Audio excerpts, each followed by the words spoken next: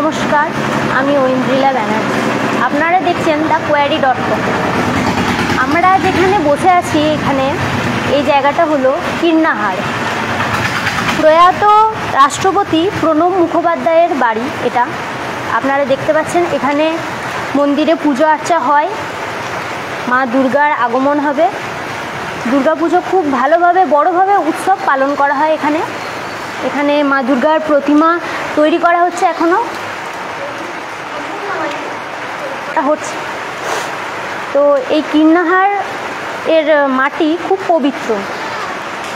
এই স্থানে প্রয়াত রাষ্ট্রপতি প্রণব মুখোপাধ্যায়ের জন্মস্থান। উনি খুব বড় মনের মানুষ একজন, তো ওনার গুণাবলী বলে শেষ করা যাবে না। নমস্কার। বাকি এই বিষয় হিসেবে পুরোটা আমাদের নয়ন রায় বলে শোনাবেন।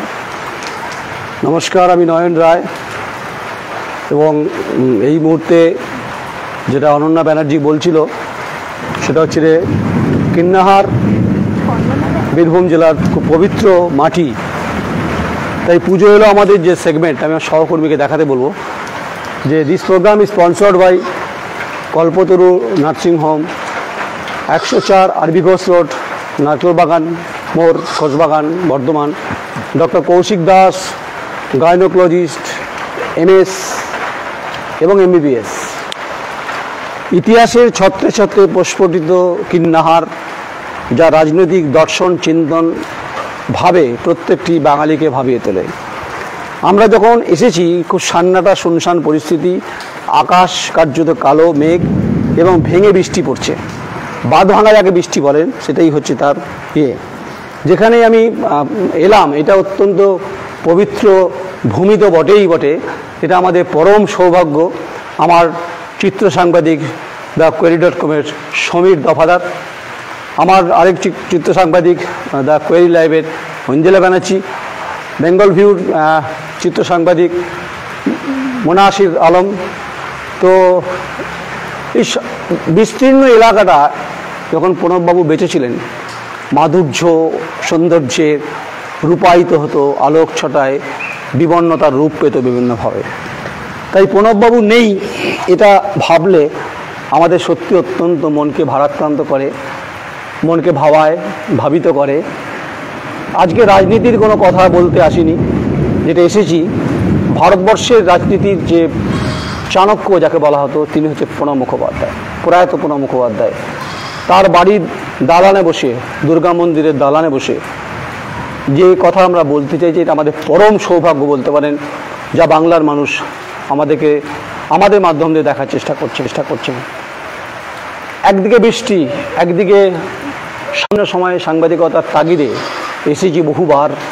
এই উল্টো দিকে যে পুকুরটা আছে এখান থেকে তিনি যখন শুরু হতেন পুজো সেখান থেকে কলসি করে তিনি জল নিয়ে আসতেন।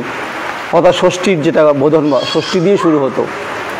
প্রণববাবু হেঁটে এত বড় ঐতিহ্য, এত বড় ইতিহাস, বাড়িতে শুনশান পরিবেশ, কেউ নেই, ছেলেরা বাইরে থাকেন। তাই এই দাওয়ায় দাঁড়িয়ে চালানে আটচালা বলা হয় এটাকে। এখানে দাঁড়িয়ে যে কথা আমরা বলছি সেটা হচ্ছে যেহেতু তিনি ব্রাহ্মণ মানুষ, তিনি অত্যন্ত ভালো পুজো করতেন এবং লেখাই আছে ওই আসন তলে মাটির পরে লুটিয়ে রব, তোমার চরণ ধুলায় ধূসর হব। একদিকে বীরভূম জেলার শান্তিনিকেতনের কবিগুরু রবীন্দ্রনাথ ঠাকুর, আর আরেক বীরভূম জেলার কীর্ণাহারে প্রণব মুখোপাধ্যায়।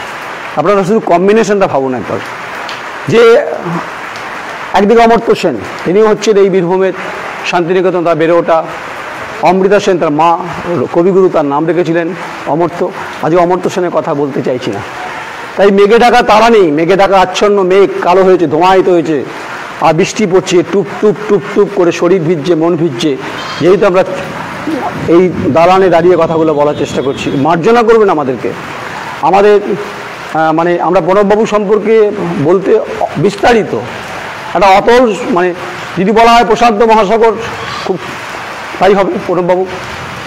তো তিনি যখন মন্ত্র চণ্ডীপাঠে উচ্চারণ করতেন, মন্ত্র উচ্চারণ যখন করতেন একদম মাইকে গম গম করে বাজত, ইয়া দেবী স্বর্গভূতেষু, যখন তিনি বলতেন তো তখন মন কার্যত দুলে উঠত, দোদুল্যমান হয়ে যেত গোটা কিন্নাহারের গোটা গ্রামের বাসিন্দা, তারা সবাই তখন প্রণবদাকে কাছে পেতেন। খুব স্মরণীয় আমার এ কারণে মনে আছে যে তিনি পুজো হওয়ার পর এই দাওয়াতে বসে প্রত্যেকের সঙ্গে তিনি কুশল বিনিময় করতে, এটা প্রণববাবুর ট্র্যাডিশন ছিল। তাই আমরা মনে করছি যে এই মুহূর্তে যে পরিবেশ পরিস্থিতি, এটা সত্যি খুব দুঃখ বেদনাদায়ক বলছি। দেখুন, মানুষ জন্মিলে মরিতে হবে, অমর বাণী, এটা মহাপুরুষরা বলে গেছে, তাই মানুষের জীবন যেতেই হবে। কিন্তু যার কথা বলছি, iron man, historian, political magician, দেশের অর্থনীতির রূপকার প্রণব মুখোপাধ্যায় দেশের রাষ্ট্রপতি ছিলেন, আর তার দালানে বসে এই ধৃষ্টতা আমরা দেখাচ্ছি। চলছে মেরাবাদার কাজ চলছে। আমি সহকর্মীদের বলবো যে দেখানোর জন্য যে এই যে গাছ দেখতে পাচ্ছেন, এই বটগাছের তলায় বেদি দিয়ে বাঁধানো, এখানে প্রণববাবুর বিভিন্ন স্মৃতি ছত্রে ছত্রে প্রস্ফুটিত, বিকশিত, আজও প্রজ্বলিত, সমানভাবে উচ্চারিত হয় গোটা কিন্নাহার গ্রাম। বীরভূমের হাজার হাজার মানুষ তিনি যখন তিনি জীবিত ছিলেন তো আসতেন, হেলিপ্যাড সামনেই রয়েছে, এই হেলিকপ্টারে আসতেন, যেহেতু গুরুত্বপূর্ণ পলিটিক্যাল ব্যক্তি ছিলেন। কিন্তু প্রণববাবু যখন আসতেন এই গ্রামে, তখন তাদের আদরের প্রণব ছিল। তাই স্মৃতির স্মরণীবে ভারতবর্ষের কথা আমরা যখন উচ্চারিত করি, প্রণববাবুর কথা উচ্চারিত হবে, সমচ্চারিত হবে, সমার্থক শব্দের সঙ্গে মিলিয়ে যাবে, এটাই খুব স্বাভাবিক। আমরা মনে করি যে এই মুহূর্তে যে পরিস্থিতি, এই মুহূর্তে যে জায়গায় আমরা রয়েছি, অত্যন্ত স্মৃতিবিদরিত ঘটনার সাক্ষী হতে এসেছি আমরা। তাই আমরা কোনো নাট্য কোম্পানি নাটক করতে এখানে আসিনি এখানে। আমরা প্রয়াত প্রণব মুখোপাধ্যায় বাড়ির দালানে দুর্গা প্রতিমার কাজ চলছে, সেখানে দাঁড়িয়ে কথা বলার চেষ্টা করছি। অনেক শিশুরা উকি মারছেন, তারা ভাবছেন আমরা কেউ না, আমরা হচ্ছে রে প্রয়াত প্রণব মুখোপাধ্যায়ের বাড়িটা দেখতে এসেছি, তার পুজো মণ্ডপের প্রস্তুতি দেখতে এসেছি। এটা আমাদের চরম সৌভাগ্য, বারবার করে বলার চেষ্টা করছি। সেটা সমীর দফাদার দেখাচ্ছে, মুনসাফির আলম দেখাচ্ছে এবং ঐন্দ্রিলা ব্যানার্জি দেখাচ্ছে।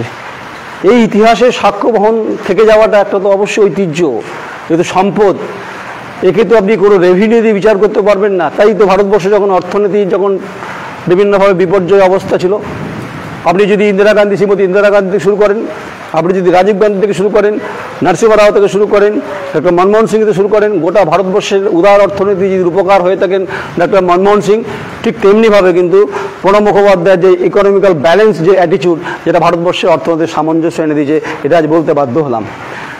তাই যারা এই যে একদম গ্রামের বাড়ি, আটচালা বাড়ি, আমি ওদিকে দেখানোর চেষ্টা করছি। এই বাড়ি, এই যে টিনের চালটা রেখে দিয়েছেন, এখনও ঐতিহ্যের ব্যাপার থাকে তো, গ্রামের সৌন্দর্যায়ন এবং হচ্ছে যে পরিস্থিতি তৈরি হয়েছে সেটা আমি এখান থেকেই দেখানোর চেষ্টা করছি, কারণ ওদিকে বৃষ্টি পড়ছে, তাই এখানে মূর্তি ঢাকা রয়েছে। তাই সামগ্রিকভাবে আকাশের মেঘ ভার, গুড়গুড় আওয়াজ আর বিকট শব্দে কেঁপে উঠছে কিন্নাহারের আকাশ। কিন্তু যে আকাশে প্রণববাবু মিলিয়ে গেছেন, সে আকাশে অনেকে বলেন যে আকাশ থেকে নাকি তারাদের মতো দেখা যায়। এটা জানি না, এটা বিজ্ঞানের ভাষায় তার ব্যাখ্যা কী হতে পারে বলতে পারবো না। কিন্তু প্রণব মুখোপাধ্যায়কে দেখতে গেলে, জানতে গেলে, ভাবতে গেলে অনেক ভেতরে গভীর নলকূপে যেতে হবে আপনাকে। তাই দুর্গাপুজোতেই থাকা উচিত। আটচালার পুজো, সাবেকি পুজো, পণ্ডিত মানুষ ধুতি পরে, একদম সাদা থান পরে, পৈতে দিয়ে পুকুর ঘাটে যেতেন কলসি নিয়ে জল আনতে প্রণববাবু। আজ নেই, পুজো আছে অক্ষত, অবিচল, আজও বিরাজমান, ভবিষ্যতে থাকবে। আপনারা সঙ্গে থাকুন, আপনারা দেখতে থাকুন। আমরা গোটা ভারতবর্ষের বিভিন্ন জায়গায় ঘুরছি, কিন্তু যতই থিম পুজো হোক না কেন, যতই সাবেকি পুজো হোক না কেন, প্রণব মুখোপাধ্যায় বাড়ি অর্থাৎ প্রয়াত প্রণব মুখার্জির বাড়ির পুজোর, কিন্নাহারের বাড়ির পুজোর কভারেজ করছি, মানে এটা অবশ্যই আমাদের কাছে অত্যন্ত গুরুত্বপূর্ণ বলে আমি মনে করব। তাই আমার সহকর্মী সমীর দফাদার যেটা দেখাচ্ছে, সেটা হচ্ছে এই পরিস্থিতি দেখাচ্ছিল, ঐন্দ্রিলা দেখাচ্ছে। তাই পুজো এলো যে segment, this programme is sponsored by Kalpataru nursing home আর 104 আরবি ঘোষ রোড, নারকেলবাগান মোড়, Khoshbagan, Bardhaman. Doctor Kaushik Das, MBBS MS gynaecologist. তাই মন অত্যন্ত ভারাক্রান্ত, নেই বিদায় নিচ্ছি। পুজোর সময় চেষ্টা করবো আসার। তাই প্রণববাবুর প্রতিটি স্মৃতি আজও আমাদেরকে ভাবিত করে। বিশেষ করে বাঙালির চিন্তন মননের ক্ষেত্রে প্রণববাবু একটা হিস্ট্রি অ্যান্ড ডিকশনারি। তাই দুর্গাপুজোয় থাকলাম। বাকি রাজনৈতিক যে আসামুদ্রের যে গোটা পরিস্থিতি হিমাচলে ভারতবর্ষ সম্পর্কে তাকে সবাই চেনেন। আর বেশি বললে অনেক বড় তার ইতিহাস হয়ে যাবে। প্রণববাবু মানির ইতিহাস। সঙ্গে থাকুন, দেখতে থাকুন, কমেন্টস করুন, আপনারা মতামত দিন। একটা পবিত্র মহাপুরুষের বাড়িতেই এসে দাঁড়িয়ে আমরা পুজোর মণ্ডপে আটচালা দেখালাম, সেটা যে প্রয়াত রাষ্ট্রপতি প্রণব মুখোপাধ্যায়ের বাড়িতে। এটা কিন্নাহার, এটা বীরভূম। আমার চিত্র সাংবাদিক ঐন্দ্রিলা ব্যানার্জি, সমীর দফাদার, মুনসাফির আলম এবং আপনারা সবাই আসবেন, আমন্ত্রণ রইল, আমিও করছি। আপনারা প্রয়াত প্রণব মুখোপাধ্যায়ের বাড়িতে আসবেন, কিন্নাহারে আসবেন। নমস্কার, আমি নয়ন রায়।